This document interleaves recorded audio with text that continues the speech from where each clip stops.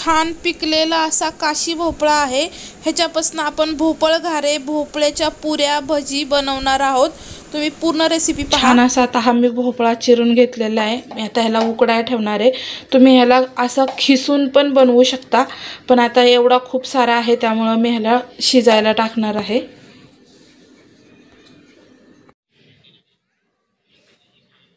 1 kilo गुळ मी इथं कापून घेतलेला आहे, पाहू शकता। आणि 1 किलो गुळात मी थोडासा खडा काढून ठेवलाय। आता ह्याच्यामध्ये आपल्याला हे भोपळे टाकून घ्यायचे, हे पाहू शकता अशा पद्धतीत। आता ह्याच्यामध्ये मी 1 ग्लास पाणी टाकणार आहे आणि हे शिजायला ठेवणार आहे। आता हा 1 ग्लास पाणी आपण ह्याच्यात टाकून घेणार आहोत आणि हे एवढ्याच पाण्यामध्ये शिजवायचं आपल्याला। आणि शिजल्यानंतर न ह्याच्यापासून जितकं पाणी तयार होईल या भोपळ्याचं गुळाचं, त्याच पाण्यामध्ये आपल्याला पीठ मळायचं, वरतून बिलकुल पाणी टाकायचं नाही। आता हे आपण शिजायला ठेवूया। इथे पाहू शकता मी पातेल्यामध्ये उकळायला ठेवलेले आहेत आणि 1च ग्लास पाणी टाकले आपण। आणि आता किती पाणी झाले याच्यामध्ये हे पहा, मस्त असे। आता हे आपल्याला छान शिजवून घ्यायचं आहे। तसं तर एक कुकरला शिजवलं तर लगेच शिजतं, एकदम गाळ होतं, पण मी आता ह्याच्यातच शिजवणार आहे। 1 ग्लास पाण्यामध्ये छान असं आता हे शिजलेलं आहे। आणि आता आपल्याला हे ज्या फोडी आहेत, ह्या फोडी ज्या गुळात शिजलेत, हे पाहू शकता किती पाणी आहे। ह्या पाण्यामध्ये आपल्याला ह्या कुस करून घ्यायच्या आहेत आणि मग ह्याच पाण्यात आपण पीठ मळणार आहोत। मस्त आता हे गार झालेलं आहे पाणी, हे पाहू शकता। आणि आता मी या सगळ्या फोडी ह्याच्यामध्ये कुस करून घेते। मस्त असा मुरांबा झाल्यासारख्या ह्या फोडी झालेल्या आहेत। एकदम गुळाचं पाणी वगैरे ह्याच्यामध्ये असं मस्त मुरलंय, पाहू शकता। तर मी हे सगळं चुरून घेते आणि आपल्याला याच्यात बिलकुल पाणी घालायचं नाही। हे जेवढं पाणी आहे, आता हे 1 तांब्याभर पाणी झालेलं आहे, म्हणजे जवळपास 1 लिटर। तर ह्याच्यामध्येच आपल्याला पीठ मळायचं आहे। जेवढं पीठ बसल तेवढं पीठ ह्याच्यामध्ये मळायचं, वरतून बिलकुल पाणी घालायचं नाही, ज्यामुळे मस्त असं गोड आणि खूप छान अशा भोपळ्याच्या पुऱ्या होतात। किंवा तुम्ही ह्याच्या चपात्या पण करू शकता आणि पुऱ्या पण करू शकता आणि खूप 2 दिवस असं हे राहू शकतं छान खाण्यासाठी। मस्त अशी याची एक मिठाई होते, हे पाहू शकता। ह्याच्यापासून खीर पण बनते, खीर पण छान होते। आता मी हे सगळं कुस करून घेत आहे। छान असं मी आता इथे 1 किलो पीठ घेतलेलं आहे गव्हाचं, इथे पाहू शकता। चवीपुरतं अगदी थोडंसं मीठ टाकलेलं आहे।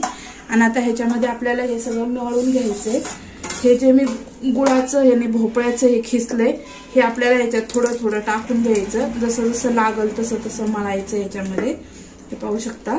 हे असं मळायचं आपल्याला, ह्याचा गोळा तयार करायचा छान निवड, जेवढं याच्यात बसल तसं टाकत राहायचंय। मी हा गोळा तयार करून घेते आधी। छान असा आता मी हा गोळा मळून घेतलेला आहे, पाहू शकता। आणि ह्याला आपल्याला भिजून द्यायचं आहे। खूप सारा ह्याच्यामध्ये असा भोपळा पण आहे। आणि आता ह्याच्या तुम्ही चपात्या किंवा पुऱ्या किंवा गोड भजी पण करू शकता।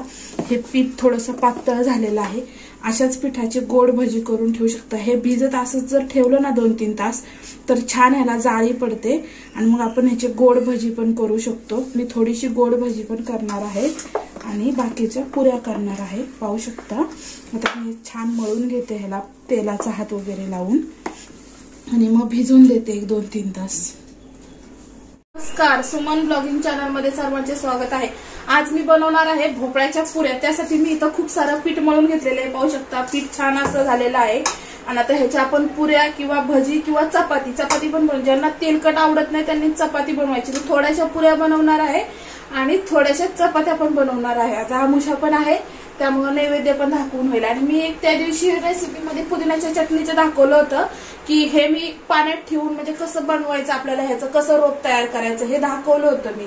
तर मी त्यावेळेसच ठेवलं होतं, नक्की तो व्हिडिओ बघा। तर त्या आता ठेवून ह्याला जवळजवळ 8 दिवस झालेले ती रेसिपी टाकून।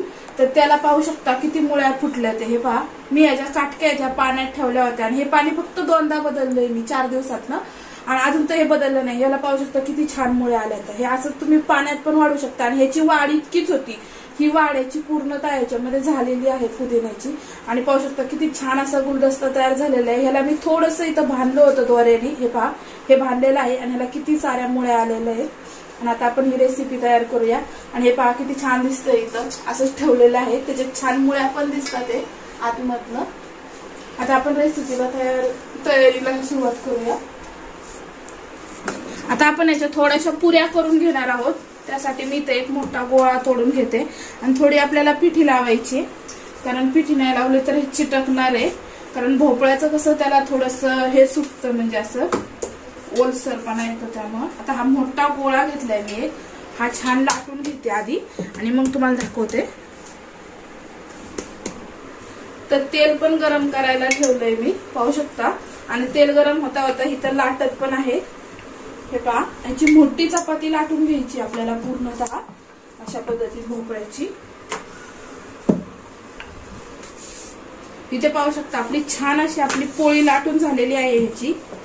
आणि ही पोळी किती जाड आहे ते पण मी तुम्हाला दाखवत आहे. हे पाहू शकता, ही इतकी जाड ठेवलेली आहे आपण भोपळ्याची पुरी. आणि आता ह्या ग्लासाच्या साह्याने आपण ह्याच्या पुऱ्या करून घेऊया. पाहू शकता एकाच वेळेस 7 ते 8 पुऱ्या तयार होतात. किती झाले आता? 3 6 झाल्या आणि एक 7 आणि ही 8. पाहू शकता आपल्या 8 पुऱ्या तयार झाल्या एकाच वेळेस, मोठी लाटी लाटल्यामुळं. आणि हे जे मधलं आहे हे परत काढून घ्यायचं आपल्याला. आणि आता ह्या पुऱ्या आपल्याला तळून घ्यायच्यात छान अशा. आपलं तेल पण तापलेलं आहे, तेलचा गॅस थोडासा बारीक करून घेते मी इथे, पाहू शकता. आणि आता ह्या पुऱ्या आपण तळून घेऊया. हे पाहू शकता. आणि कमी तेल घेतलंय कारण मी सगळ्याच्या पुऱ्या करणार नाहीये, थोडस चपाती वगैरे करणार आहे त्याच्यात, कारण सगळं खूप तेलकट असं नको वाटतं. हे पाहू शकता किती छान फुगलेली आहे. आता हिला आपण अशा पद्धतीत आपण ह्याच्या भोपळ घारे म्हणून करू शकतो. मोठ्या साईज मध्ये पण करू शकतो, असं काही नाहीये. हे पहा, आता मी असे सगळे सोडून घेते ह्याच्यामध्ये. हे काढून घेऊया आपण. पाणीपुरी ह्याच्यापेक्षा थोडी मोठी साईजच करायला पाहिजे, ना खूप खेळावं लागणार आहे एवढ्या छोट्या ग्लासाने म्हणल्यावर. मी थोड्या मोठ्या पण करते. मस्त असे भोपळ घारे. आणि हे तुम्ही 2-3 दिवस ठेवू शकता आरामात, ह्याला म्हणजे काय होत नाही, आरामात चांगले टिकतात. अजून तेलाचं टेम्परेचर व्यवस्थित झालेलं नाही तर छान असे गुबगुबीत फुगून येतात.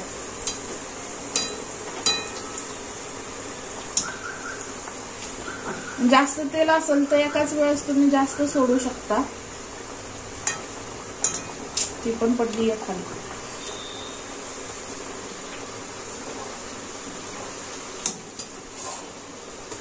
इथे पहा किती मस्त अशा पुऱ्या झालेल्या आहेत टमटमीत. आता मी या तळून घेते आणि नंतर दाखवते. मस्त अशा भोपळ्याच्या पुऱ्या करून घेतलेल्या आहेत, पाहू शकता मी. छान अशा आणि मोठ्या मोठ्या केल्या. अगोदर ग्लासाने केल्या त्या पोरांनी खाऊन घेतल्या आणि आता मी अशा बनवलेल्या आहेत. पाहू शकता कशा झाल्या आहेत, मस्त अशा मऊ लुसलुशीत, आतमध्ये एकदम जाळी पडली आहे. ते पाहू शकता.